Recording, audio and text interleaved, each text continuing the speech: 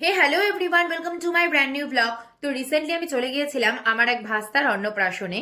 তো সেখানে ভবনটা কিন্তু খুব সুন্দর করে ডেকোরেট করেছিল।